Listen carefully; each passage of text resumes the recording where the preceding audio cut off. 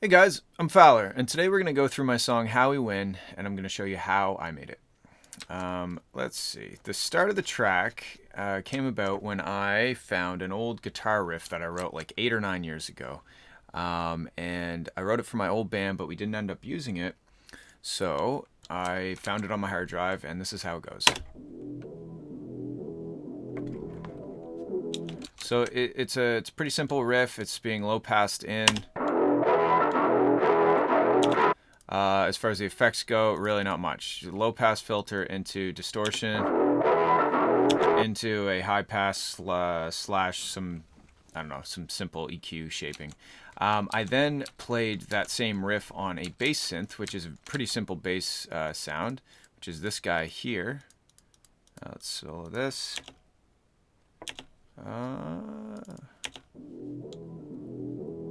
Oh, I see what I'm doing.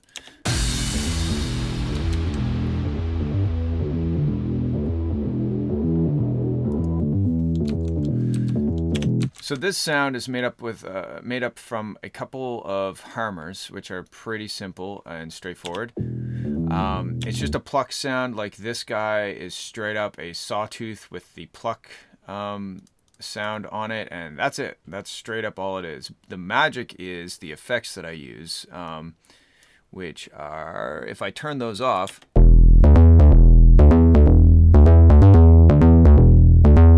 that's what that sounds like. So let's turn the effects back on. Let's take a look at this other layer that's really pretty similar. It just has a little bit of unison to give it like a stereo spread. There's a bit of phaser and harmonizer happening, which colors the top end, but we're filtering that top end off pretty quickly. So it's really more about the stereo image. The real sound comes from mostly Vocodex and the trash that is going through. So if I turn those off, okay, I'll turn Vocodex on. Gives it kind of a little bit of that plastic feel up top, and then let's turn trash on. And let's listen to it where it's not loud. These automation clips are really just giving it a bit of movement, especially towards the end of this measure.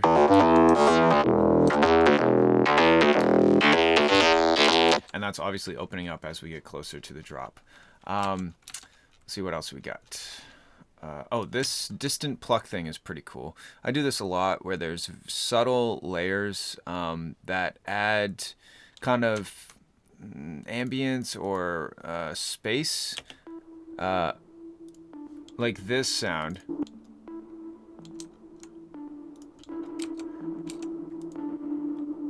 You might not even know it's in the song, but if you listen for it, you might hear it. Because if you listen to the mix right now,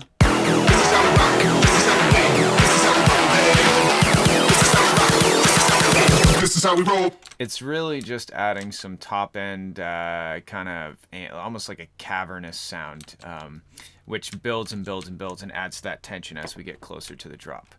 Another synth that comes in is this add bass. I do this quite a bit. As we get closer to the drop, I bring in another sound that evolves. Let's solo that one, add bass.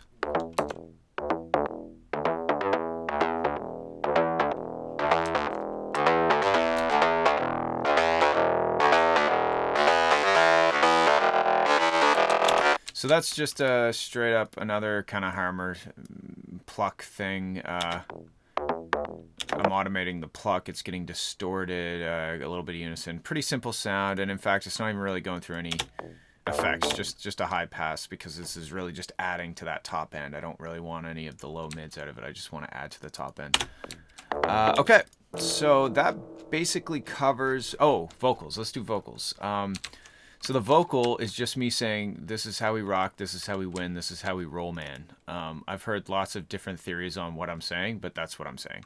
And actually, when I recorded it, this is what it sounded like. Where are you?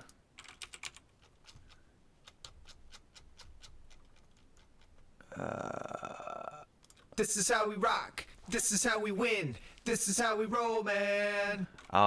I wanted it to sound like almost like a sampled hip hop vocal. Oh, excuse me. Go on in. I wanted it to sound like a hip hop vocal, so I kind of recorded it slow with like that kind of swingy hip hop vibe to it, so that I knew that I would speed it up, and then it would sound like I sampled like kind of like a hip hop song because of the sped upness of it.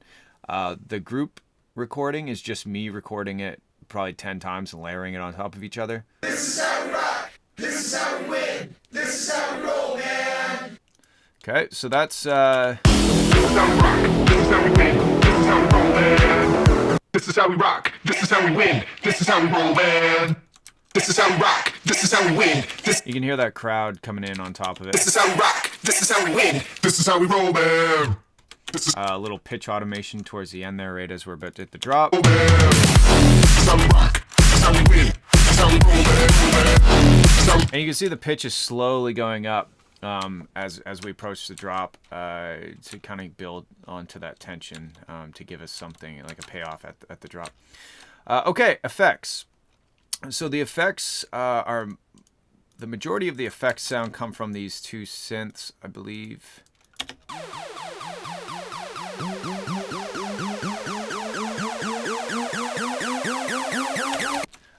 What I like to do with effects is I don't like to rely solely on samples from sample packs, because the samples sound great, but they sound like they came out of a sample pack. So I always like to have kind of the main focus of the sound come from something I make in a synth or something I make sound design wise, or basically just not Cymatics Riser number 40 or whatever, right?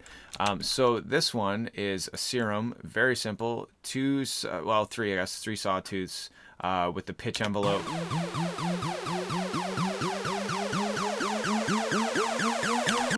Building both in pitch and level, opening up the LFO, and as it gets close, you can see the rate. The rate goes up just for a second there to right before it hits the drop. This one's even simpler. It's a 3 oscillator, 3 sawtooths with a pitch envelope,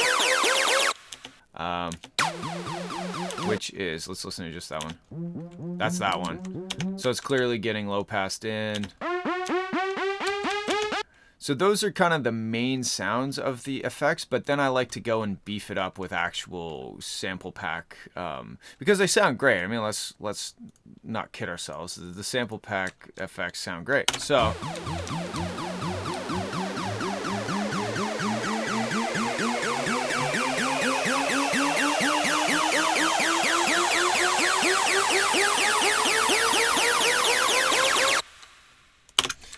So that's typically how I do it. I try to use my own sounds as much as possible, but then I will use sample packs and stuff like that to fill it in and beef it up a bit.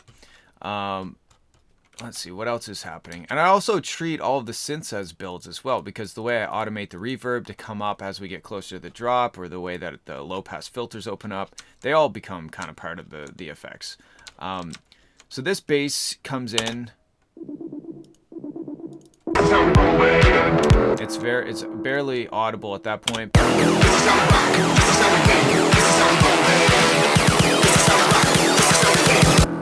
It's kind of following the pitch of the vocals, so it's almost like an addition to the vocals. Because my tracks typically, like as you can see, have many layers. Now, do we want to necessarily hear that many layers? No, I try to create a cohesive layer out of many layers. So that the greasy bass thing coming in is more about emphasizing what the vocals are doing. So I don't want you to hear the synth and the vocals. I want you to hear them together as one thing. So if I solo, this is how we win. This is how we roll, man. This is how we rock. This is how we win. This is how we roll, man. This is how we rock. This is how we win. This is how we roll, man. So it's just, to me, that sounds like it's part of the vocals, which was the idea.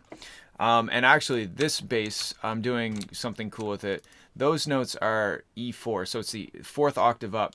But then when it gets to the drop, which we'll get to in a second, it goes down to E1. So I'm actually getting 2 kind of different sounds out of the same synth. This is how we rock. Just based on where I'm playing, you know, which octave I'm playing it in. Okay, dokey. Let's see, what is this? This is a percussive element. Okay, so this is an effect boom plug. It's free. It's amazing. And I use it quite a bit. In fact, if you know my song Trust Me, that whole crazy breakdown is basically just this, and I'm just playing with the speed knob. And that's basically it. But in this song, if we listen to this percussive thing without that,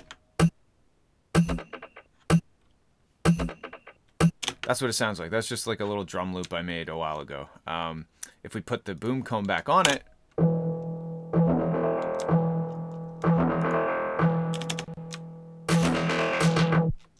so that's the power of that comb filter. And the cool thing about this comb, I mean, like a comb filter is comb filter, whatever. The cool thing about this is you can actually send MIDI to it and play different notes. So I could have a MIDI track and be sending this audio through it and have the comb filter change to actual note values and give it kind of a melodic feel, which is really cool. And I also used it in the drop, as we'll see in a sec. This is just the snare roll with the reverb kind of automating down as we get closer. And then it's no reverb at all after that. Okay, so let's get into the drums for the drop. We'll start with the drums. This is how I do my side chaining. I do a volume envelope, and then I come over here and I link any of these faders that I want to be side chained. I link to that one clip, and I click these all in manually. In this song, I chose to shift it over just a little bit because there's a little bit of automation smoothing in FL. So even if I slid it right here, we'd still hear whatever I'm side chaining, we'd still hear a tiny bit of sound on top of the transient, and I found that it sounded a little messy. Sometimes it's okay, but in this song it sounded better when I just shifted it over a tiny bit to catch the transient. Okay, this is the kick. It's made of 3 layers. The first layer is the main layer, which is it's in the key of E, which is the song, so it meshes properly with the bass and everything. That provides the most of the punch, and in fact is the EQ is pretty subtle on it. This is the transient layer, which is just a click, and it's actually, do I have? No, I don't. It's actually pretty wide, which is cool, but it's also very sharp, so it defines the start of the kick drum nicely. And then this is kind of the top layer, like the air, which is kind of an extension of this transient. It's not about the click as much as it is about the air that it adds to the rest of the kick. Which makes it sound a little bit more organic, because this song is kind of rockin', right? So I wanted it to sound like a rock song, but electronic. An electro rock song, I guess you could say. Okay, let's move on to the snare. A similar approach on the snare, different layers for different things. This first layer, let's turn off these. First layer is like a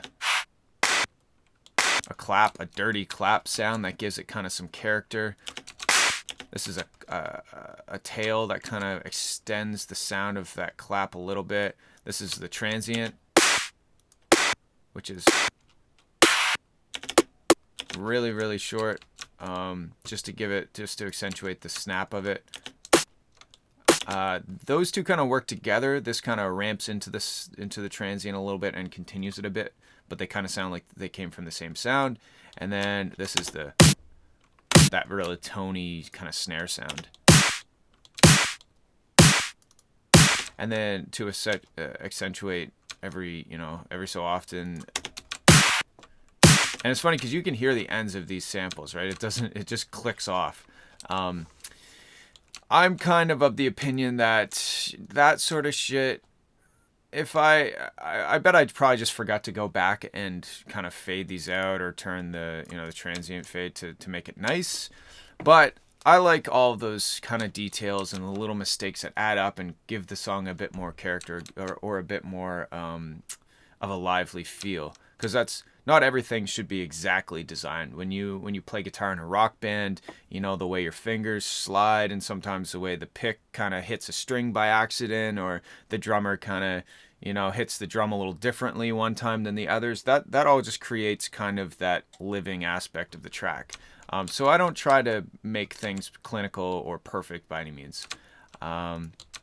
Those are the the drums. The drums are pretty straightforward. I mean, it's more about the synth sound. So, you know, there's some hats and stuff, but it is pretty simple. Sub bass. The way I approach my sub bass is sometimes I'll do a sine wave, but if I do a sine wave, then I'll usually distort it to get some second and third harmonics, and then filter down after the distortion. Because what I don't want to do is I don't want the sine to exist, you know, only as a fundamental here. Why is that? Oh, my side chaining. I always forget that. So this actually I did the other way. I saw, yeah, I have a sawtooth, so I'm providing harmonics above the fundamental, and then I'm filtering down. That's what the sub bass sounds like.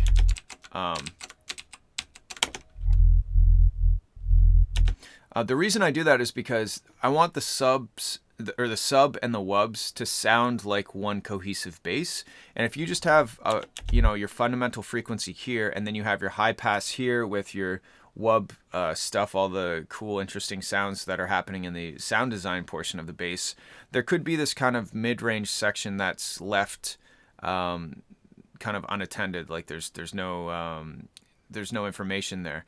So what I'll do is I'll either, like I said, I'll start with just a pure fundamental, distort it so I can get some of those harmonics in this range, or I'll start with a full range sound like a sawtooth with lots of harmonics and filter it down, but I won't filter it right down so that it's just the sub. I'll let some of that spill over. Because having the phase interaction and stuff in those mid ranges doesn't matter as much as in the sub range. So I think it's more important to have those bass sounds feel like they're tied together with that connective tissue. So that's a sub bass. Very simple. This is the first kind of initial. We kind of went over this. So that's the first bass, and then we get into the chugs. Let's do the chugs here.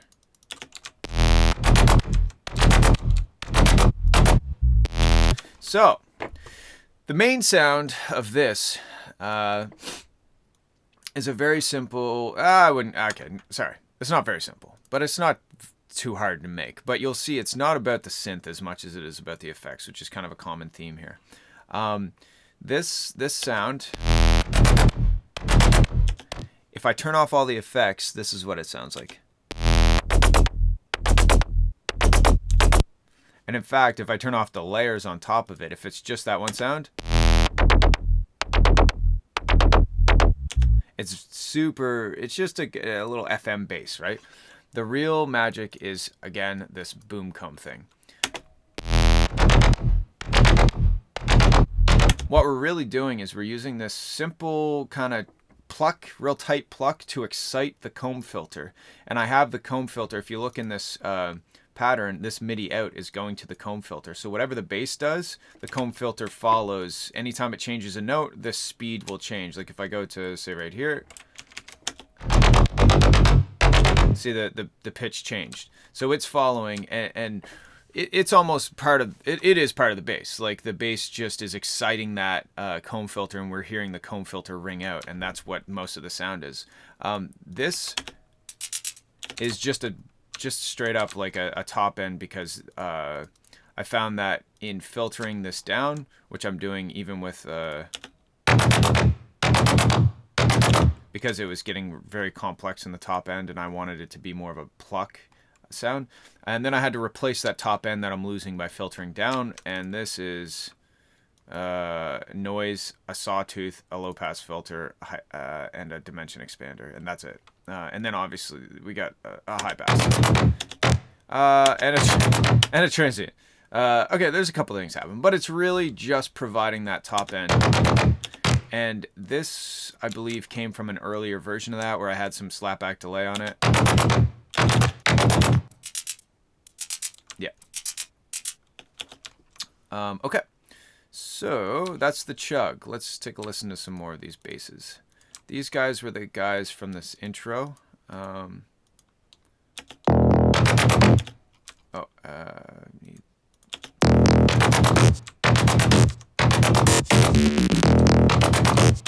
So I should say this is a good opportunity to talk about like my writing, my workflow is very heavily in the playlist area. It's very I write here. I don't necessarily go in and click in notes here. I'll click in one note and then maybe I cut it and paste it and put it here. Like this sort of thing. Because to me, when I first started using FL, I think that's the way I did it, which may or may not be the correct way, but that's the way I did it. So now when I have automation clips, I'll cut things like this, and maybe that becomes a new pattern. It's very playlist oriented. So these notes were almost certainly written by just moving them around like that. This is a balancer because if I solo just this guy. This. You hear there's a tiny little like top end like aliasing noise thing happening because of the OTT. And I just use this to basically turn on or off that sound. If we pull this back, it's at 0. This as soon as it hits this edge, it goes to 0. I think it's more about this part right here. Yeah, it's messy. That's more of just a on off. Like it's more controlled that way.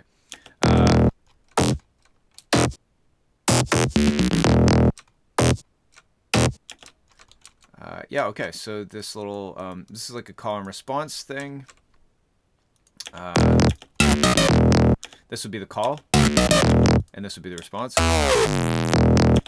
So let's get into this guy. This is a patch I made called Crispy Chicken. I should say too that like I go and I just make tons of patches for all the synths that I use on a regular basis. Some days I won't write any music. I'll just go in and make patches and save them, because there's something amazing about having a workflow that relies on presets, because you can just pull up a wicked sound, right? Just real quick and drop it into the track and get inspired and write music.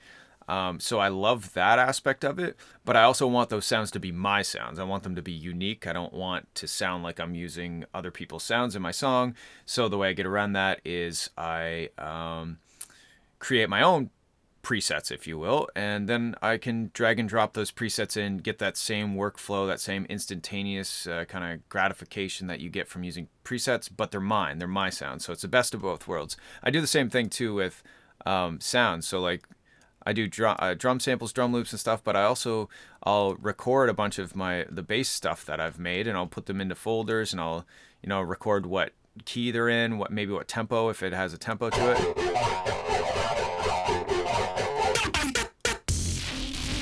So I'll fill up folders with this sort of stuff, and then that way I can drag and drop them in as if I was using like a sample pack, but they're my sounds, so I'm getting, again, the best of both worlds. Okay, so this is one I made called Crispy Chicken.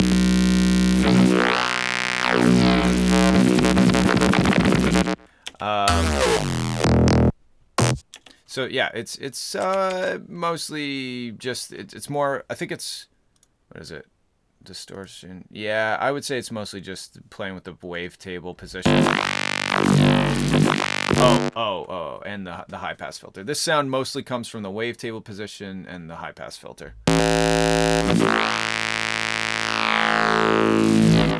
And then it goes through a little bit of slapback delay. This sound is a sound I made in Harmor, which really is relying on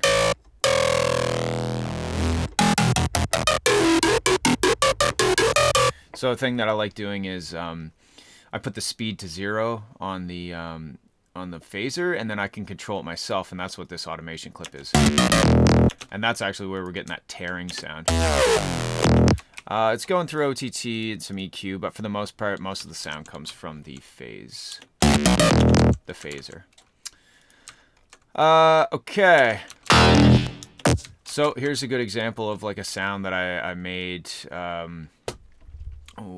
during one of my sound design days. Oops, I don't even know what I just did. I don't remember how I made that. Oh, actually, you know what? I probably did it in Serum. I think I still have that patch called T3 Wub or something like that. That's just another layer. like a dirty kind of convoluted sounding layer. It's going through trash. Oh yeah, look at that. Yeah, whatever. I played around with some convolution and found one that sounded interesting. Yeah, it's like grimy.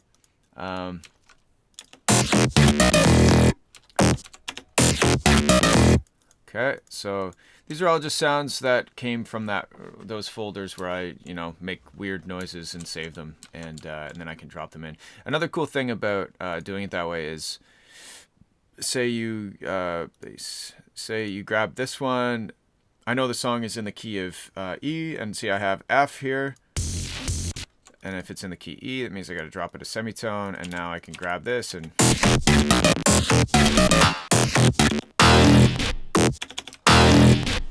That's actually pretty cool. Like that, it might not work with the chug up there, but like... This is basically my writing process.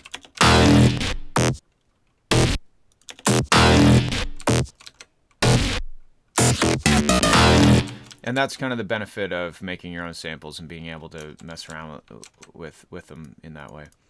Okay.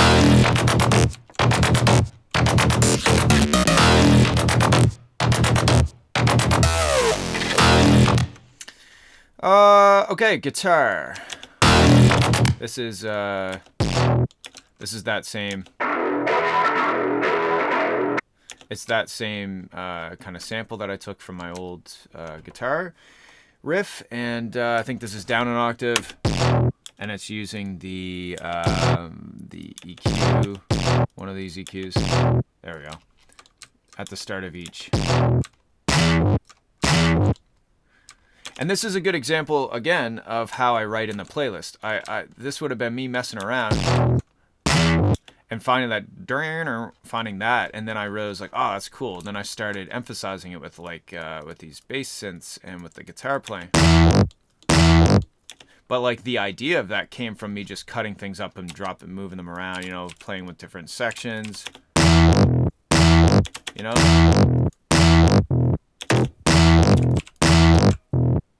That sort of thing, and then kind of discovering cool things just by messing around. And once you come across something that's cool, then you go back and you emphasize it with the other elements of the song.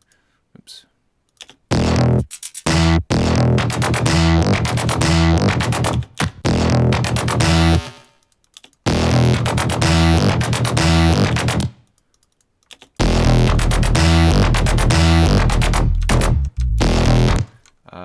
This is more of that. Oh yeah, just so you know, there is, I guess, swearing in this song.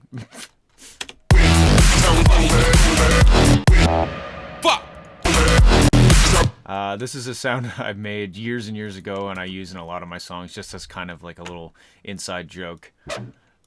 If you listen, you'll hear that in pretty much all of my songs, snuck in there somewhere.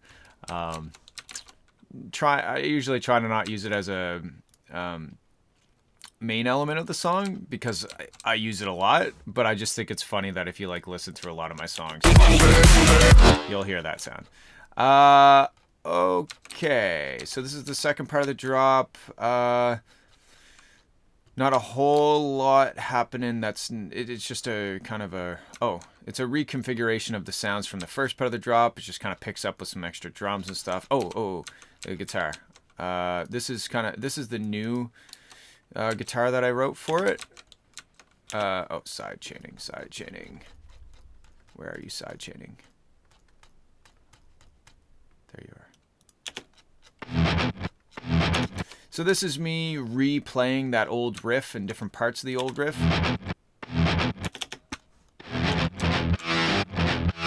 Again, there's that there.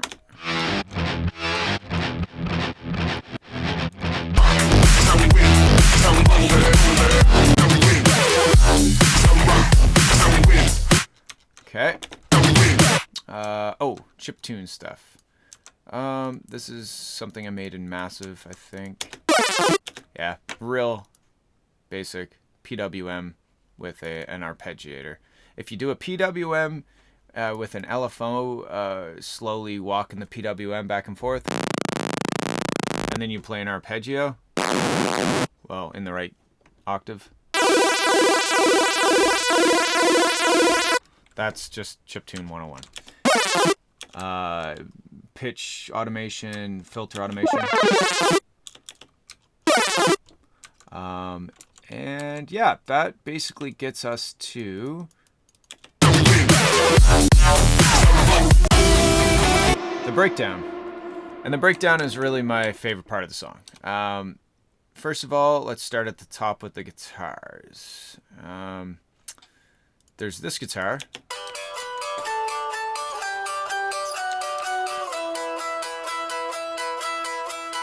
Okay, and that's playing along with the chug kind of guitars, and this is really emphasizing the chord progression that comes in.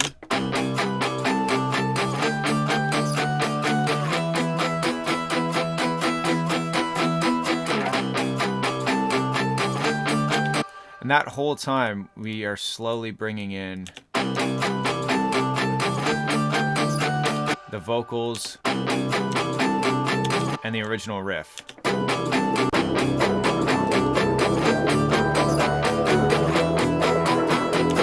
Okay, cool. So now let's check out the lead. This is the initial kind of first lead.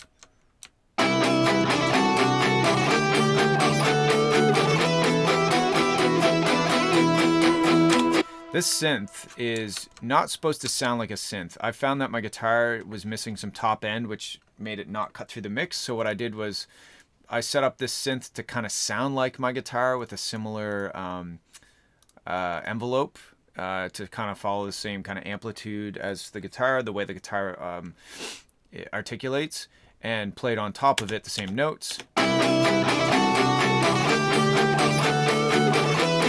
And that just adds like the top air to it. It almost sounds like more distortion on the guitar or something. It doesn't sound like a separate synth, which is what I was after. Okay, we got this with the harmony.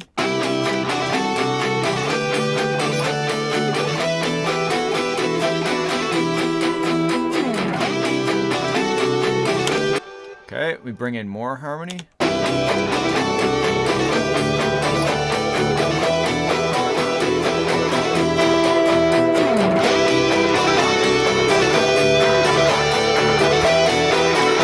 Okay, and now we bring in some chiptune playing the same sort of melody, which is PWM, PWM, and math. Really just going after that kind of chiptune sound again.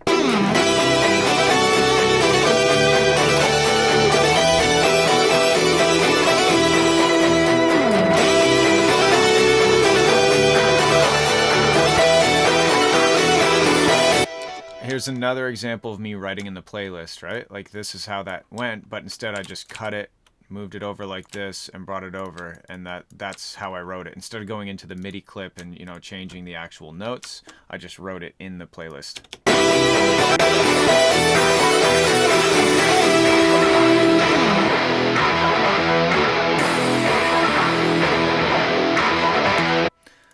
Okay, this is the chords, which are really just emphasizing the chord progression.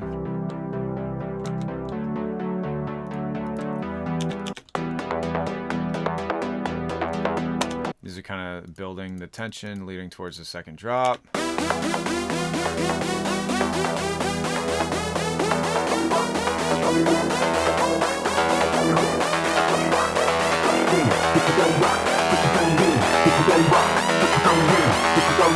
This is how we.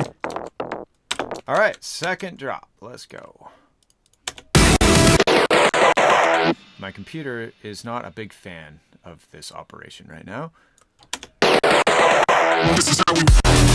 But typically, as I get close to the end of a big project like this, my computer, this is how I mix the project. It's just, This is how we.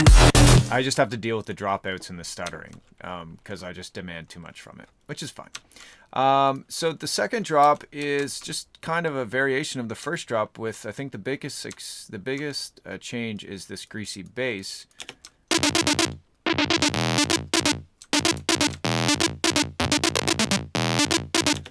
Playing on top of it.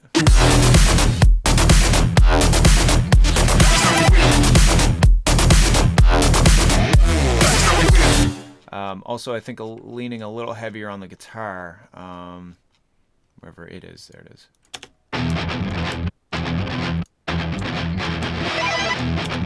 And my poor Eddie Van Halen finger tapping solo to go along with the chiptune Eddie Van Halen.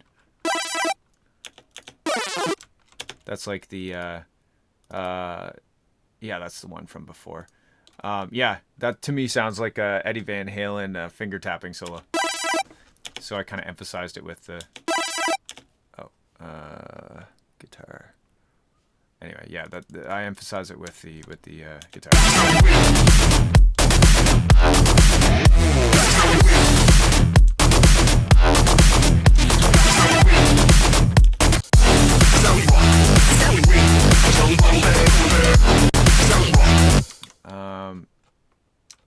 Yeah, so that's basically all the elements of the track.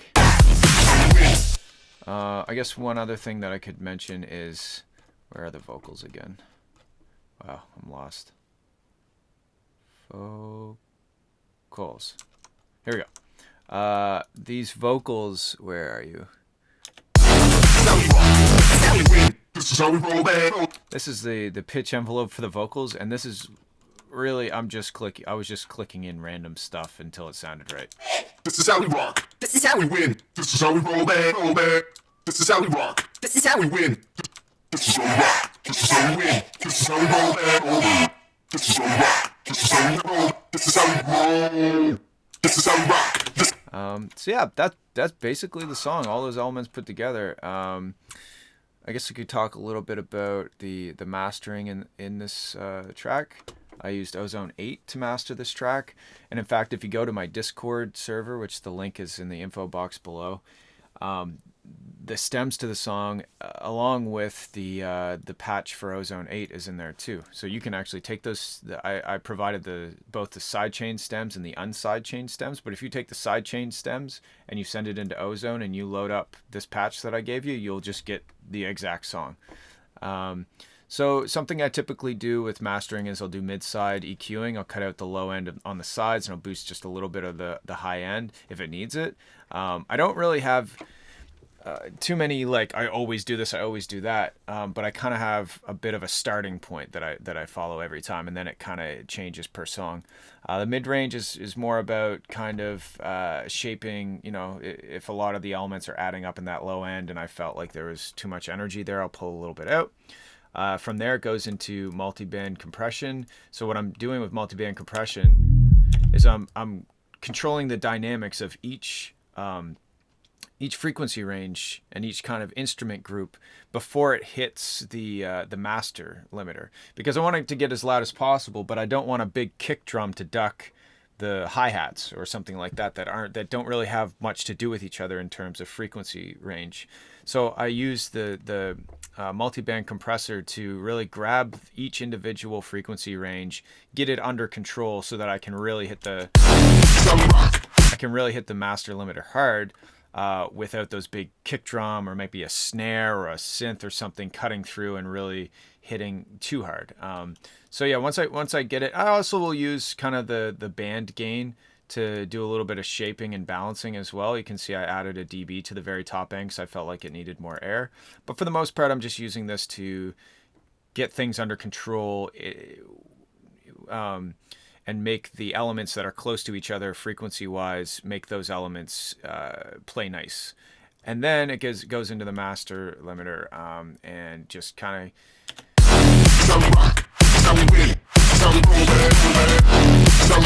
This definitely isn't the most gain reduction I've ever had on one of my tracks, but I pull this down until it sounds like shit, and then I bump it up from there until it doesn't sound like shit. I think the loudness war thing is luckily kind of not necessarily coming to an end, but it's less important to have your tracks like just smoking hot these days, especially with Spotify, because they do like some auto gain adjustments anyway to try and keep the loudness wars under control. So I go for as loud as I can without suffering the quality. Like I don't push it past the point where it's gonna break. And there's definitely louder tracks out there, but that's just the way I do it. So Anyway, I hope that you learned something from this, or maybe got some ideas. If you have any questions, don't be afraid to ask, and I will see you the next time. Bye.